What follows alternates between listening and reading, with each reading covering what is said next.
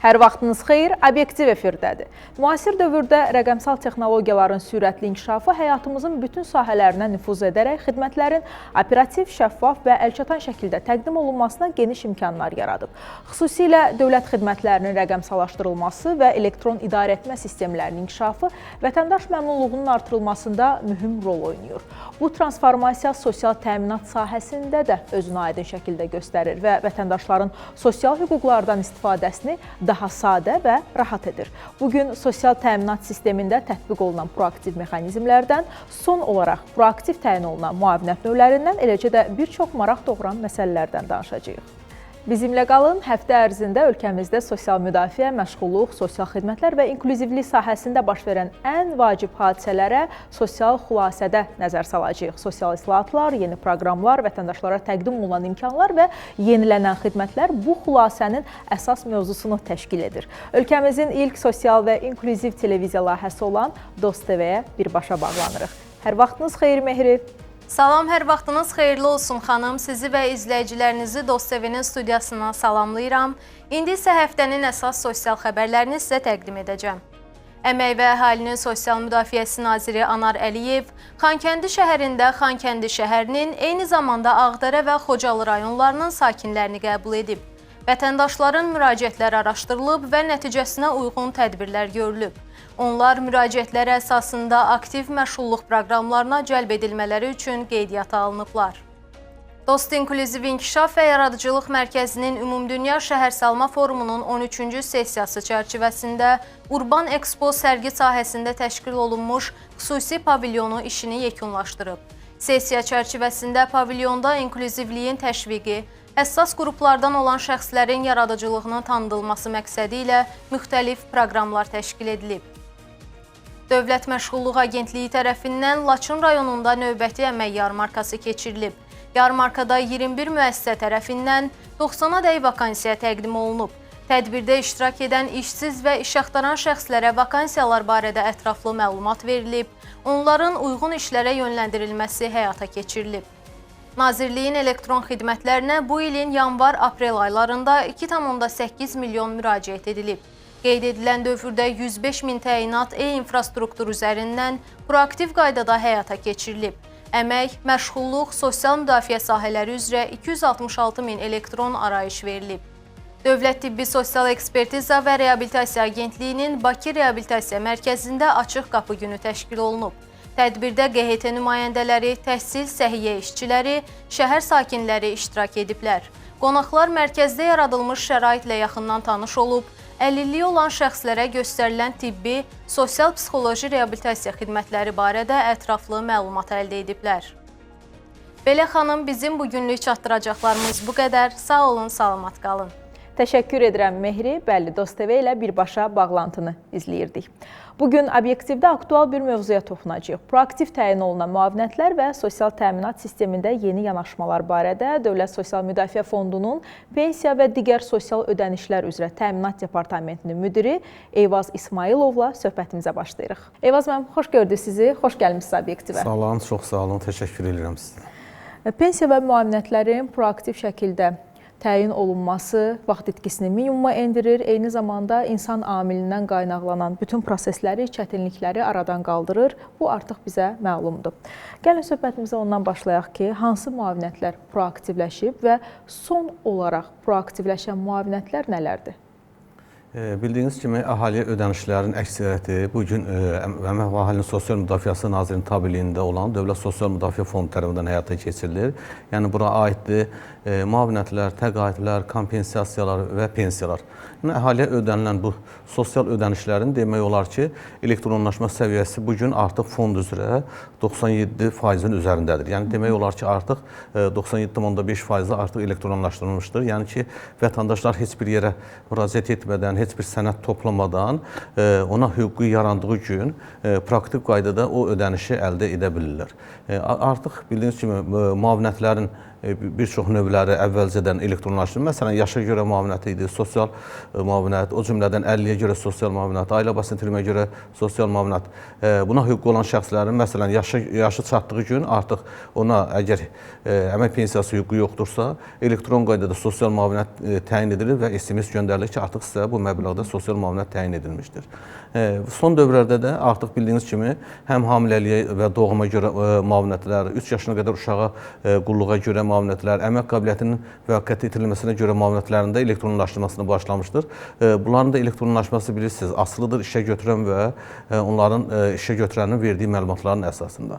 Yəni, vaxtında əgər hamiləliyə və doğuma görə əmrlər rəsmiləşdirilibsə, artıq onun xəstəlik vərəqələri sistemdə mövcudsa səhiyyə müəssisəsi tərəfindən, bəli, həmin şəxslərə artıq may ayından da bildiyiniz kimi elektron qaydada hamiləliyə və doğuma görə müavinət təyin olunur. O cümlədən bildiyiniz kimi 3 yaş yarımına və 3 yaş uşağa qulluğa qədər də müavinət nəzərdə tutulmuşdur.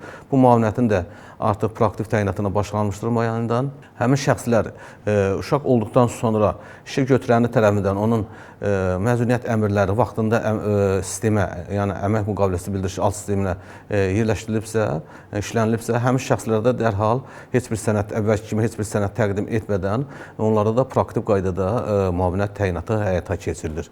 O cümlədən dəxl xərci ilə bağlı müavinətlər bildiyiniz kimi, dəxl xərci ilə bağlı müavinətlərin təyinatı bağlıdır. Onu dəxl edən şəxsin sənədlərinin müvafiq bələdiyyələr tərəfindən sistemə işlənilməsində.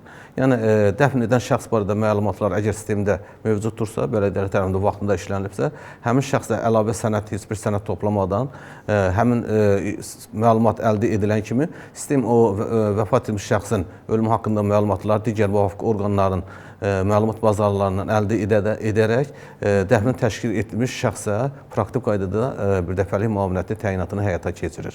Eyvaz müəllim, aydındır, təşəkkür edirəm ətraflı cavab üçün.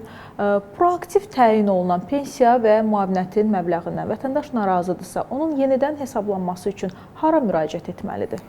Bildiyiniz kimi pensiyalarda elektron qaydada proaktiv qaydada həyata keçirilir. Vətəndaşın götürək yaşa görə növ üzrə, əgər şəxsin yaşı çatdığı bildiyiniz kimi, həmin şəxsin 65 yaşı bugün tamam olub, kişilərdə, qadınlarda 64 yaş yarım. Dərhal əgər onun qanunverici ilə tələb olunan məlumatları sistemdə varsa, yəni sığorta olunan tərəfindən vaxtında məcburi sığorta haqları onun fərdi şəxsi hesablarında əks etdirilibsə, həmin şəxsi ilk öncə sistem tərəfindən pensiya təyin olunur. Pensiyanın məbləği də bağlıdır təbii ki, onun sosial sığorta göstəricilərinə, yəni stajına və ödədiyi sığorta haqlarının məbləğinə. Yox, əgər həmin şəxsə pensiya düşmürsə, yəni heç bir əmək fəaliyyəti ilə məşğul olmayıb və yaxud da məşğul olduğu dövrdəki topladığı kapital kifayət etmir ki, həmin şəxsə elektron qaydada pensiya təyin edilsin. Bu halda sistem dərhal, bu hal mövcud deyilsə və həmin şəxs işləmirsə, o halda ona proaktiv qaydada müavinət təyin olunur.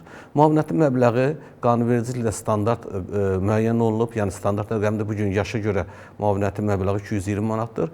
Pensiyanın məbləği isə asılıdır, bayaq qeyd etdiyimiz kimi, onun vaxtı ilə işlədiyi dövrdən, gəlirlərindən ödənilmiş məcburi sosial sığorta haqlarından. Və artıq 2006-cı il yanvarından sonra işə götürəni tərəfindən məcburi sığorta haqları vaxtında ödənilibsə, yəni onun fərdi şurutunda əks olunubsa, sistem də onu tam nəzərə alaraq, o cümlədən 2026-cı ildən əvvələ də staj hədiyyəsi edərək sistemdə onun məbləği müəyyən olunur. Ola bilər ki, işə götürəni tərəfindən vaxtı ilə ödənilmiş sığorta haqları onun fərdi hesabında əks olunması, bu halda bəli, vətəndaş yaxınlıqdakı dost mərkəzinə və yaxud da fondun yerli orqanlarına müraciət edə bilər və yaxud da ki, onun 2006-ya qədər stajı, ona hədiyyə edilmiş stajdan çox olarsa, fərdi qaydada o şəxs də sənəd təqdim etməklə pensiyasını yenidən hesablatdıra bilər. Söhbətimizin davamı olaraq istərdim proaktiv təyin olunan pensiya məsələsinə də toxunaq. Hansı qaydada, hansı növ pensiyalar proaktiv təyin olunur? Pensiyanın 3 növü var. Yaşa görə, 50-yə görə, ailə başını itirməyə görə. Yaşa görə hər 3 növ pensiya artıq alqoritm qurulub və elektron təyinatı həyata keçirilir. Yəni proaktiv qaydada həyata keçirilir. Yaşa görə bayaq qeyd etdiyimiz kimi, əgər onun şəxsin 2006-cı il, 18-ci il arası kapitalı varsa, kapitalın məbləğindən asılı olmayaraq, həmin şəxsə 24 il bu ildən başlayaraq 24 il staj güzəştli edilməklə və 2006-cı ildən hüququ yarandığı dövrə qədər də sistemdə 1 il varsa, bu elektron qaydada həyata keçirilir və ona SMS göndərilir ki, artıq siz pensiya yaşına çatmışsınız, sizi təbrik edirik, bu qədər pensiyanın məbləği artıq müəyyən olunur və ona SMS bildirişi göndərilir. Hətta onun kartı, plastik kartını hansı bankdan almağı ona bildirilir. 50-yə görə pensiya olduğu kimi yenə də ilk öncə sistem onun sosial sığorta göstəricilərinə baxır, tələb olunan stajı varmı, kapitalı varsa, təbii ki, ona pensiya təyin edir. Bu yoxdursa yenə həmin şəxsə qanunvericilik yoluna itilmə faizindən asılı olaraq onun sosial müavinətini təyin edir. O cümlədən ailə basını itirməyə görə pensiyada şəxs vəfat etmiş şəxsin pensiya almaq hüququ olan əmək qabiliyyətsiz ailə üzvləri varsa, məsələn 18 yaşına qədər övladı, oxuyursa 23 yaşına qədər əyani oxuyursa olan övladı, 61-100% pozulmasına görə əmək orqanizm funksiyasını itirmiş arvad, ər və yaxud da ata-anası varsa, bu şəxslərə də ilk öncə yenə də sistem birinci yoxlayır, həmin şəxsin pensiya düşür, düşmür. İlk öncə pensiyasını yoxlayır. Yəni, vəfat edənin yaşına uyğun staj tələbi var. Həmin staj tələbi ödənilirsə, pensiya təyin edir. Həmin staj tələbi ödənilmədiyi halda təbii ki, insanlar var ki, heç vaxt işləyib, sığorta haqları ödəməyib, yəni sistemə heç bir töhfəsi yoxdur. Bu halda həmin şəxslərə də, sadalandığımız ailə üzvləri varsa, onlara da praktik qaydada müavinət təyinatı aparılır. Bu asılı, məsələn, yaşa görə həm pensiya, 5 və daha çox uşaq olan qadınları bilirsiniz ki, həm yaşa görə güzəşt var pensiyasında, həm də sosial müavinətində. Əgər bu gündə pensiya təyin olunan xanımlar təbii ki, 60 yaş olanlardır. Bunlar da düşür təvəllüdləri 66-cı illərə, yəni 80-ci illərdə övladı olan xanımlara, qadınlara pensiya təyinatı və yaxud da müavinət təyinatı aparılır. Onların 80-ci ildəki övladlarının 8 yaşına qədər sağ olmaq şərti ilə övladlarının məlumatları müvafiq sistemlərdə mövcuddursa, təbii ki, sistem də ona həmin yaşı çatanda elektron qaydada sığorta göstəricisi varsa pensiya, olmadıqda isə sosial müavinət təyinatı həyata keçirir. Bəli, mövzu ilə əlaqəli bir sujetimiz var. İzləyək, ardınca studiyamızda söhbətimizə davam edəcəyik. Əlilliyi olan şəxslərə əmək qabiliyyətinin müvəqqəti itirilməsinə görə ödənilən müavinət 2 dəfəyə qədər artıb. Əgər müavinət il ərzində eyni diaqnoz üzrə 6 aydan artıq olmayan dövr üçün verilirdisə, bundan sonra həmin şəxslərə müavinət 1 il müddətinə qədər ödəniləcək. Bununla yanaşı, bu istiqamətdə digər asanlaşma və güzəştlər də tətbiq edilməyə başlanılıb. Əlilliyi olan şəxslərə əmək qabiliyyətinin müvəqqəti itirilməsinə görə müavinət il ərzində eyni diaqnoz üzrə 6 aydan artıq olmayan dövr üçün verilirdisə, bundan sonra həmin şəxslərə 1 il müddətinə qədər müavinət ödəniləcəkdir. Əlilliyi olan 3 yaşına qədər uşağı qulluğa görə müavinət qüvvədə olan qanunvericiliklə nəzərdə tutulmuş müavinət məbləğinin 2 qatı miqdarında verilir. Dəyişiklikdən əvvəl müavinətin təyin olunması üçün işəgötürən tərəfindən protokol tərtib edilirdi. Əlavə olaraq, sığorta olunandan uşağın doğum haqqında şəhadətnaməsinin surəti, vəfat edən şəxsin ölüm haqqında şəhadətnaməsinin surəti, ölüm haqqında arayış, dəfn xərcini çəkmiş şəxs barədə yerli bələdiyyə orqanı tərəfindən verilmiş arayış, həmçinin qanunvericilikdə nəzərdə tutulmuş digər sənədlər tələb olunurdu. Qeyd olunan sənədlərin surəti sığorta edən tərəfindən meylisə daxil edilərək elektron qaydada fonda göndərilirdi. Daxil olmuş sənədlər əsasında fondun əməkdaşları tərəfindən yoxlanılır və qanunvericinin tələblərinə uyğun olduğu halda təsdiq edib ödənişə göndərilirdi. 2025-ci ilin 1 may tarixindən xəstəlik vərəqələrinin elektron qaydada tərtib edilməsinə başlanılıb. Bu isə artıq bu ildən başlayaraq müavinətlərin avtomatik təyin edilməsinə imkan yaradıb. Xəstəlik vərəqəsi tərtib edildikdən sonra məlumatlar sığorta olunanın çalışdığı işəgötürənin əmasdakı şəxsi kabinetində əks olunur. Sığorta olunanın müavinət alma hüququnun olması sığorta edən səlahiyyətli vəzifəli şəxsi tərəfindən gücləndirilmiş elektron imza ilə təsdiq edilir və sığorta edən və fond tərəfindən müavinətin təyin edilməsi prosesinə başlanılır. Qeyd olunan müavinətlər 1 may 2026-cı il tarixindən avtomatlaşdırılmış qaydada təyinatına başlanılmış və proses uğurla davam etdirilir. Əmasa daxil edilmiş xəstəlik vərəqələri üzrə sığorta olunan fərdi şəxsi hesabındakı məlumatlar əsasında əmək qabiliyyətinin müvəqqəti itirməsinə görə müavinət təyin edilir. Həmçinin uşağın anadan olmasına görə verilən bir dəfəlik müavinət də avtomatik qaydada verilir. Bunun üçün Ədliyyə Nazirliyinin informatika sistemindən götürülmüş məlumatlar yetərli sayılır. Eyvaz müəllim, istərdim vönlə çalışmış şəxslər məsələsinə də toxunaq. Vaxtilə vönlə çalışmış şəxslərə pensiya və müavinət təyin olunarkən onların pensiya almaq məsələsi necə hesablanır?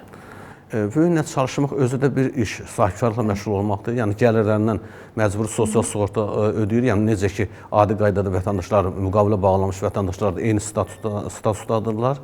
Onlar da vaxtilə böyüklə qazanmış olduqları gəlirlərindən vaxtında sığorta haqları ödəyibsə, bəli, gələcəkdə məsələn onların da yaşı tamam olduqda o sosial göstərici, ödədiyi sosial göstəricilər imkan verəndə pensiya, imkan vermədikdə isə 3 növ ya pensiya və yaxud da 3 növ sosial müavinətdən biri təyin olunur. O cümlədən də sahibkarlıq fəaliyyəti ilə məşğul olmuş böyüklə işləyənlərdə də yenə də əgər onlara da digər sosial müavinətlər, məsələn, vəfat etdikdə ailəsinə dəfn xərci, o cümlədən uşağa, qulluğa görə, həmçinin digər müavinətlər də həmin sığorta ödəyicisidirsə, sosial sığorta vəsaiti hesabına olan müavinətlər ödənişi onlara həyata keçirilir.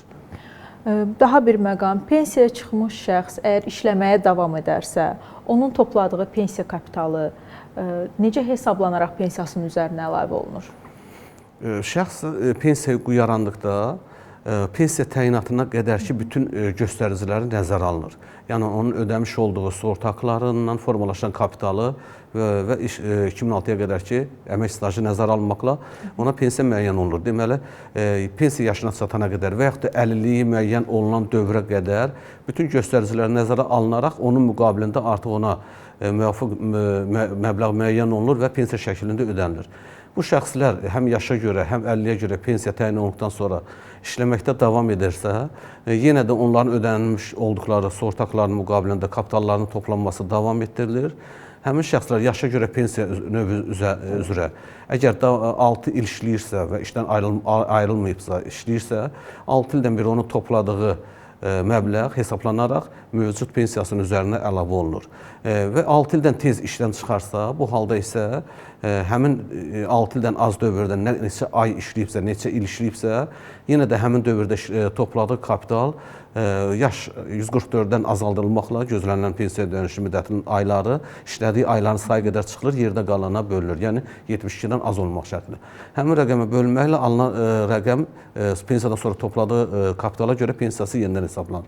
Əlillərdə isə bu işdən çıxdıqda, əlilliyə görə pensiya təyin olunub və işləməkdə davam edirsə, nə vaxt işdən çıxdıqda, işi dayandırdıqda, onun pensiyadan sonraki dövrdə topladığı kapital da hesablanaraq onun pensiyasının üzərinə əlavə edilir. Bu da bildiyiniz kimi artıq həm yaşa görə pensiyada 6 illiyə işdən çıxmaya, həmçində 50-yə görə işdən çıxmaya görə bu yenidən hesablamalar da elektron qaydada, yəni praktik qaydada həyata keçirilir. Təşəkkür edirəm. Eyvaz müəllim, xüsusi şərtlərlə pensiyaya çıxmış şəxslər sonradan mülki işlərdə çalışarlarsa, bir müddət sonra onların topladığı kapital güzəştli şərtlərlə aldıqları pensiyanın üzərinə necə əlavə olunur? Xüsusi şərtlərlə dedikdə iki hal burada fərqləndirək. Bir, xidmətinə görə erkən pensiya ilə təmin olunma, bir də işin zərərliyinə və ağırlığına görə erkən pensiya ilə təmin olunma. Hər iki halda, məsələn, hərbi qulluqçulardır, xüsusi rütbəli şəxslərdir və s. o cümlədən dövlət qulluqçulardır. Bunlar əgər pensiya təyin olunubsa, yaşı görə pensiya bunlara təyin olunubsa, yenə də mücbə bundan sonra hərbi qulluqçu və ya xüsusi rütbəli şəxs bu xidmətdən sonra, pensiya təyin olunduqdan sonra əgər digər özəl təşkilatlarda və yaxud da qeyri-dövlət təşkilatlarında fəaliyyət göstərərsə, yəni onun pensiyadan sonra topladığı kapitalı, bayaq qeyd etdiyimiz kimi, yaşa görə pensiya dövründə 6 ildən bir və yaxud da işdən çıxdığı yenidə hesablanıb onların pensiyasının üzərinə əlavə olunur. O cümlədə əgər şəxs güzəştli şərtlərlə, yəni zərərli və ağır işlərdə erkən pensiya çıxıbsa, bu da bayaq qeyd etdiyimiz kimi yenə də ümumi əsaslarla yaşa görə pensiya növündə olduğu kimi pensiyadan sonraki kapitalını hər bir halda o istifadə edir və yəni gələcəkdə o pensiya kapitalından pensiyanın artırılması üçün istifadə etməklə yenidən hesablatdıra bilir. Təşəkkür edirəm. Bu xüsusi bir məqam idi. Eyvaz müəllim, hazırda yaşa görə pensiya bilirik ki, artıq bir neçə ildir proaktivdir. Gündəlik olaraq nə qədər proaktiv təyinat gedir? Bu asılıdır artıq demoqrafik göstəricilərdən təbii ki, il ərzində təyin olunmuş pensiyaların yaşa görə həmin növ üzrə təyin olunmuş pensiyaların 92-93% elektron qaydada həyata keçirilir. Yerdə qalan o faizlər isə həm güzəştli şərtlərlə ola bilər, çünki onların işinin xarakterinə bağlıdır, mütləq vaxtı ilə işlədiyi işin hansı gördüyü işin xarakterinin barədə məlumat təqdim olunmalıdır və s. başqa digər güzəştli pensiyalardır ki, onlar müraciət əsasında təyinat aparılır və yaxud da ki, həmin şəxsin 2006-cı il yanvarın 1-dən sonra fərdi SOS sistemində məlumatları yoxdur, işləməyib, heç bir sığorta ödəyicisi yoxdur. Yalnız ona pensiya təyin edilməsi 2006-ya qədərki göstəriciyə bağlıdırsa, bu halda müraciət əsasında. Digər hallarda bütün təyinatlar elektron qaydada həyata keçirilir.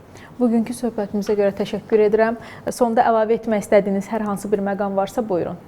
Vətəndaşlar həmişə özləri bir nəzarət qaydasında, həmişə sosial portal vasitəsilə artıq Malqova inteqrasiya olunub bu. Onun vasitəsilə baxa bilərlər ki, onların vaxtı ilə işlədikləri və gəlirlərindən ödədikləri məcburi sığorta haqları onun vaxtında işə götürən tərəfindən əks olunub bu. Çünki bu ona gələcəkdə pensiyanın həm məbləği üçün, həm də pensiyanın elektron qaydada keçmək üçün daha vacibdir. Yetər ki, ona nəzarət etsinlər. Çox sağ olun ki, dəvətimizi qəbul etdiniz və bugün studiyamızda qonağımız oldunuz. Minnətdaram sizə. Sağ olun siz. Beləliklə, proaktiv xidmətlərin əsas məqsədi vətəndaşların əlavə müraciətinə ehtiyac qalmadan sosial hüquqların avtomatik şəkildə müəyyənləşdirilməsi və xidmətlərin operativ təqdim olunmasıdır. Bu yanaşma xüsusilə həssas sosial qrupların sosial təminat imkanlarına daha rahat çıxışını təmin edir və sosial müdafiə sisteminin səmərəliliyini artırır. Ümid edirik ki, bugünkü verilişimiz sizin üçün faydalı oldu. Bizi izlədiyiniz üçün təşəkkür edirik. Hələlik.